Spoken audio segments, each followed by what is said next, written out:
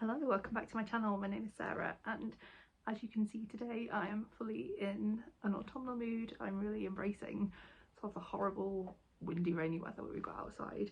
I've lit my candles. I've gone for potentially mushroom overkill. This blanket is from Asda. These mushroom earrings are from Etsy. They're really cute and I've got so many compliments on them already. And this pumpkin mug. This is from Anthropology, but it's last season, so I'm not sure if it's still in the shops, but this is just like my favourite mug ever. I love it so much, and that coffee is still way too hot to drink. I thought today I would do a book haul, which I don't normally do. Normally I don't really buy that many books, to be honest. I do most of my reading through the library app. I have BorrowBox from my local library. I used to live in Manchester and I'm still kind of using their library because I found it to be the best one. So a bit dubious, but yeah, I'm still using BorrowBox. And I'm using Scribd as well. So I pay for a Scribd subscription, and I really like Scribd. I think it has a lot on there that I personally want to read. So most of my reading's done by ebook. I don't buy an ebook unless I really want to read it and I can't find it on either the library app or on Scribd. And sometimes I'll look for the Kindle book as well to see if it's cheaper, just because like it's a lot of money to spend on a physical book and I just prefer reading on my ebook. It's a bit sacrilegious to say, but I'm not a huge fan of reading like physical books because it's nice, like you get that magical feeling. It's nice to sort of cozy up with a book, but from a practical point of view it's so much easier for me to read off a screen, and that's what I prefer to do, and that's the reason I do so much reading, or like what I think is like, I read a lot of books. I probably read about 70 to 80 books a year, which I know isn't a lot on Booktube, but I think compared to most people in my life that's a lot of books, and it's because I read on a screen and listen to audiobooks. That's the only reason. When I used to just exclusively read physical books, I'd read maybe like 20 a year tops. So yeah, all that rambling to say this is a book haul that I don't normally do, and this is a collection of books that I've bought probably throughout the past 2 to 3 months, and this is a lot for me. Like I said, I'm normally not a big book purchaser, even secondhand.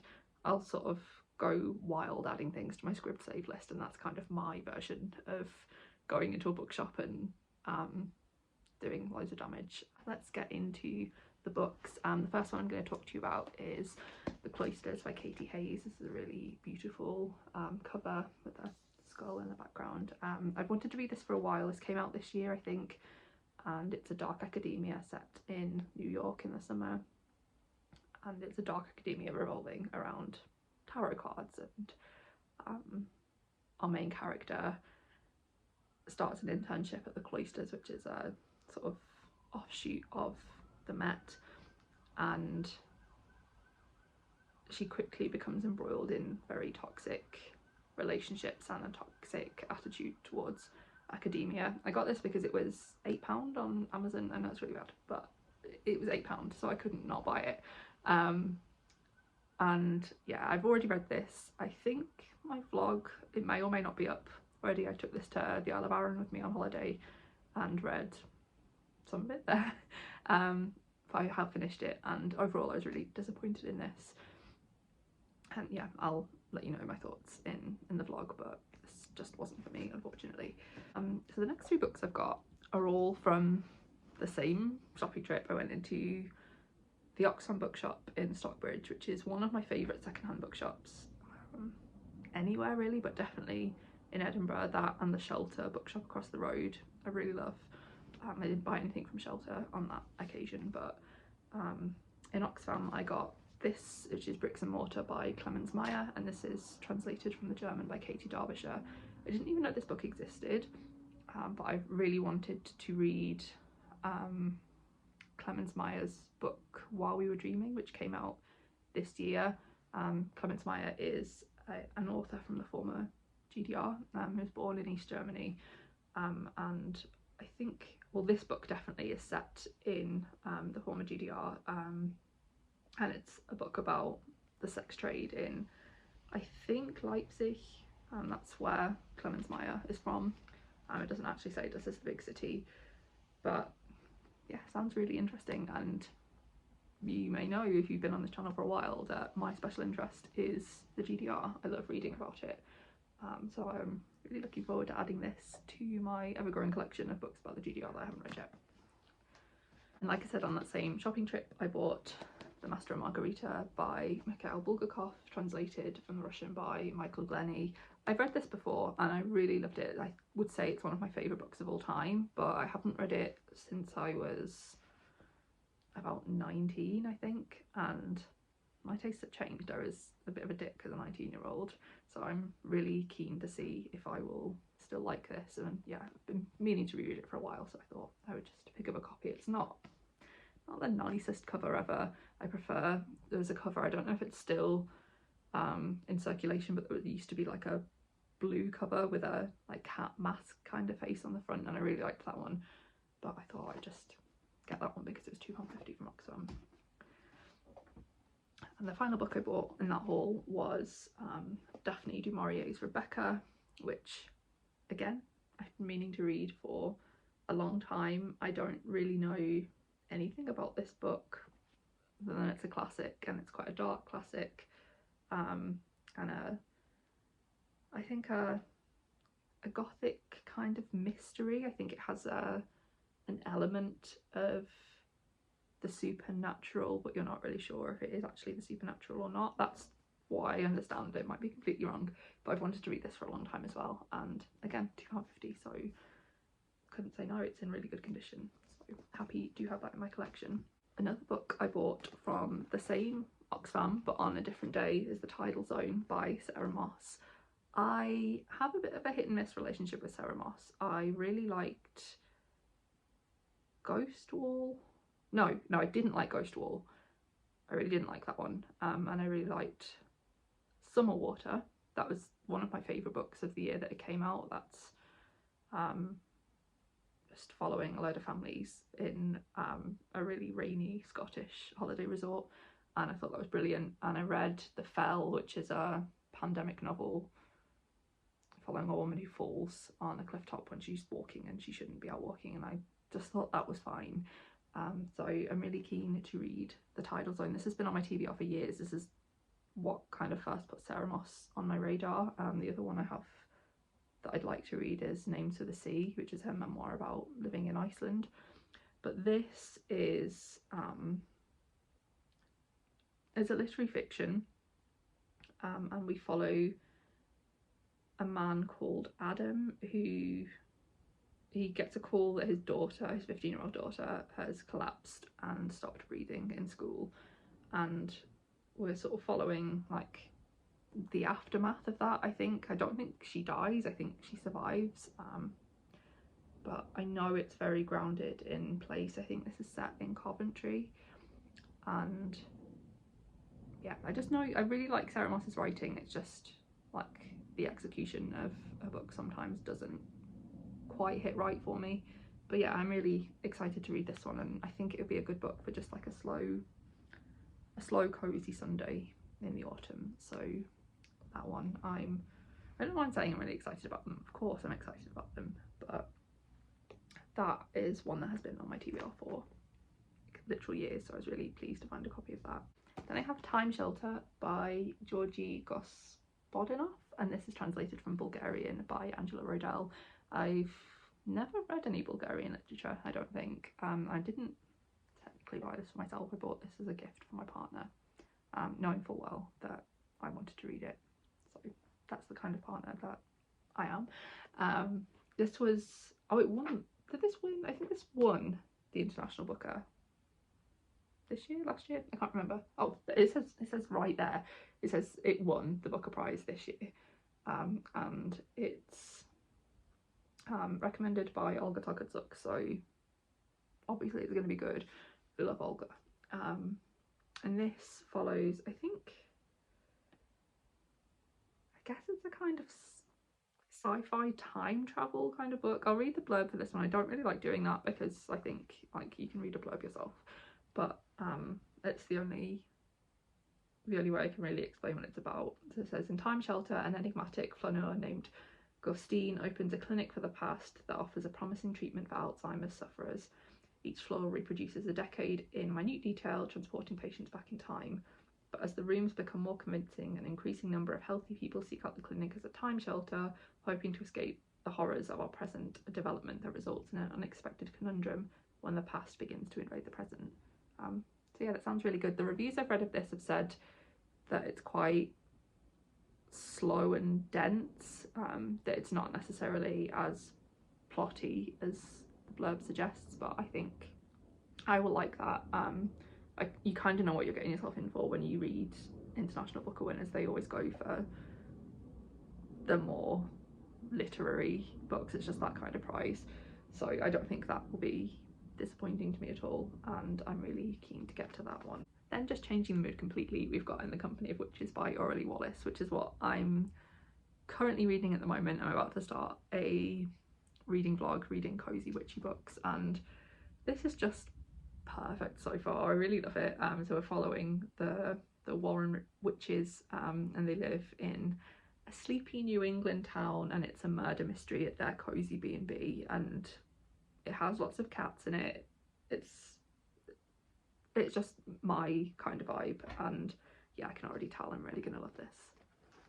Then we have a book that I kind of regret buying, and that's Faust Part 1 by Goethe.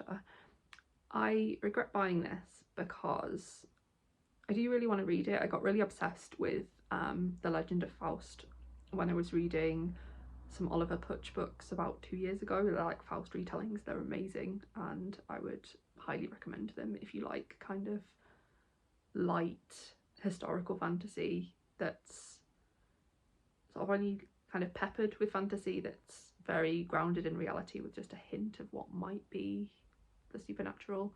I really love them. I think they're really good, and I've been wanting to read this since. The reason I regret buying this is because it's an English language edition, and I really want to read this in German, but I think I will struggle a bit with the German because German's not my first language, it's my second language, and this is quite an old, is it a play? I think it's a play. That's terrible, I should know this.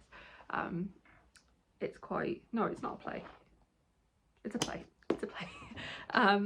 It's quite an old play, and the language will be German that I'm personally not familiar with. So I think I would like to read it alongside the German, just to ensure that I'm getting the full understanding of it. I think I could understand it if I read it, but I think I'd maybe miss some of the subtleties of it. So I kind of wish I'd bought like a dual language edition so I could read the English alongside the German, but I think I'll just get the German one on my Kindle or something and just kind of have them both on the go at the same time. But yeah, I'm really excited to read it. I just think I maybe grabbed this edition. I bought this one from the Shelter Bookshop that I was talking about earlier,